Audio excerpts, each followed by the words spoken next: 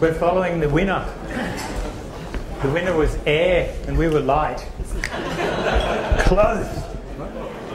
Brilliant work, Philip. Clearly you cracked the balcony thing. The work I'm presenting tonight is absolutely part of a team effort. In Hassell we have quite a few studios distributed around Australia, Southeast Asia and Europe. And for this competition, as usual, we grab our talent and put them on the project. So this was an extensive collaboration across quite a few studios. And in this case, Arup jumped out and helped us as well. Doug and Wolf with presentations, so's a lot of Porter models. Klaus Multi-Parking helped us nail some parking ideas. And Gollings were generous enough to give us some sky aerial views. So a bit like the other guys, at the beginning of this competition, we do a kind of think tank thing and work out what it is that this project's about.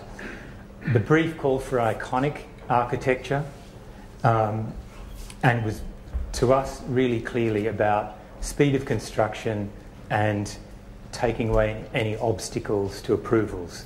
So they were the constraints with which we set ourselves. What we really wanted to do was find what would be the simplest, clearest idea for a building of this magnitude. Certainly, we didn't need to apply iconic architecture or gymnastic forms to it. The building, its sheer scale and proportion would do that for us. So we searched for ideas, and we thought the key essence of living in Sydney was about its light and its climate. Should have gone for air.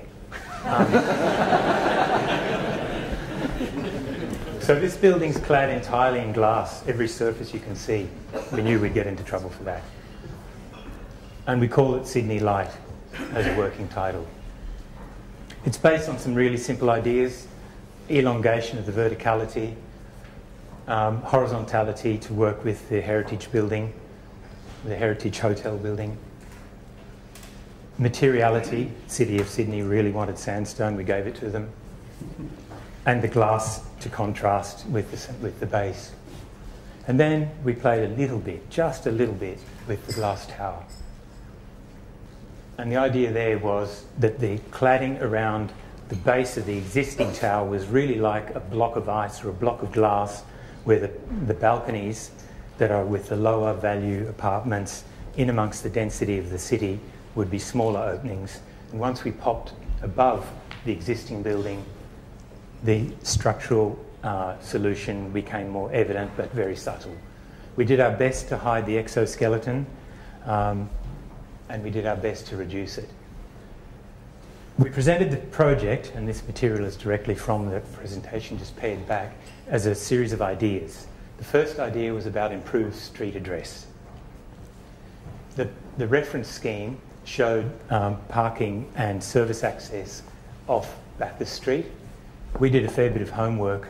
In fact, we'd worked on the project some years before and knew that the existing service entry off Wilmot Lane would do the trick for any amount of car parking and servicing that we needed.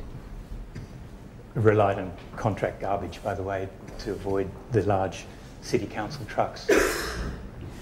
The exoskeleton for us was a major imposition to apartment living, so we worked hard with Arup to work out how we could reduce that. And one of the ideas was dropping in a prefabricated core system, a steel system that needled through the existing project, removing the bare minimum of the precast decks that made the structure that was shown in an earlier scheme. And that allowed us to take away the exoskeleton from the north and south, the primary views, and also allowed us to build on two fronts at once because of the reduced impact of concrete construction. So we thought we'd reduced significantly the construction program. We also introduced a fairly problematic idea, was challenged particularly, it is every time, by the real estate agents in this city, of fully automated car parking. For us, you get the opportunity of being treated like a valet service, and for the project, it makes the car parking incredibly compact because there's no ramps, it's all fully automated. It's not just car lifts, it's totally automated. And the benefit is it delivered far more space to the basements. It could be used for the apartment storage and other client options. But also, it deepened the envelope of the creative hub. It was all in the balconies, I think. It's about GFA and net lettable and how much indoor-outdoor living and how good would the balconies be in Sydney. We know from experience too that 80-storey buildings have serious problems in the wind. We introduced the idea of deep balconies to bring deeply wind-protected indoor-outdoor rooms inside the apartments. And we put, contrary to the brief, the communal facilities on top. When you're building the tallest building in the city, we think there's an obligation to share that view. So we would challenge the brief on that point. The cladding was worked with Arab facades, and we overclad the entire base building with a curtain wall system, and the taller protruding structure with a delicate champagne glass. Kind of a bit gold, but not really. And so you can see as the structure climbs to the sky, it diminishes in scale, but the volume that we clad remained the same. So there was this game of simplicity, lightness and mass.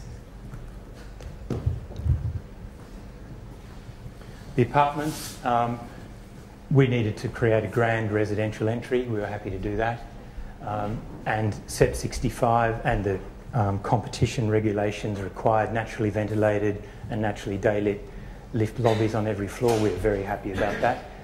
So you'll see there's a fairly consistent set of ideas around the apartment planning, maximising the value to the north, minimising that to south, and as I mentioned before, the natural light and ventilation, clearly stacking the apartments a larger value to the top. And then we thought, what is it like to live in the city, and at what strata do things really kick in for value? So we cut through the tower on the right. Here we are halfway through the podium, and you feel the density of the city around. But very quickly, the podium level starts to be head and shoulders above its neighbours. By the time we get to the top of the podium, things are starting to clear up. We're in apartment levels now. The city's thinning out. By the time we get halfway up the existing building, we can already see the horizon. Things are starting to get highly valuable despite its mid-level location. As we climb up, you start to recognise some of the taller buildings in the city. When you hit the top of the tower, absolutely panoramic views, unparalleled.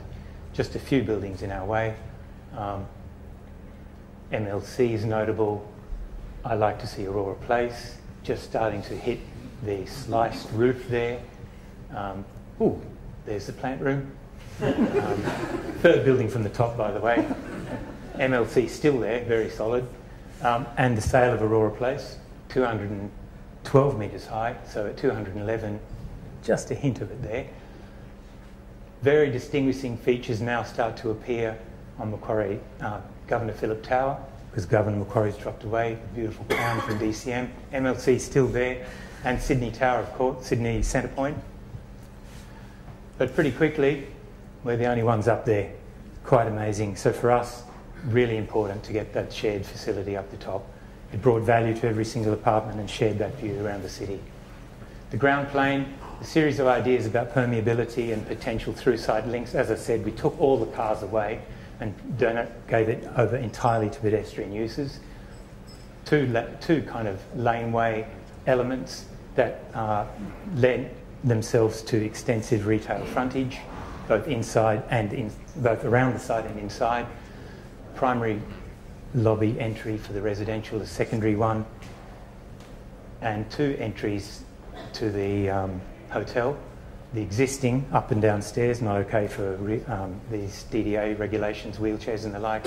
So of course the secondary entry through our little lane, which is a skylit art space above. Bicycle parking secure, plus on the street, and if you want to go to the basement, there you go. The podium is a three-dimensional extrusion of that idea of simple boxes. We picked up on the horizontality of the existing heritage building, the verticality of the tower, the extent of the retail, of the creative hub is evident, 2 different entries at ground level there. And the idea about the ground plane being all about pedestrian permeability.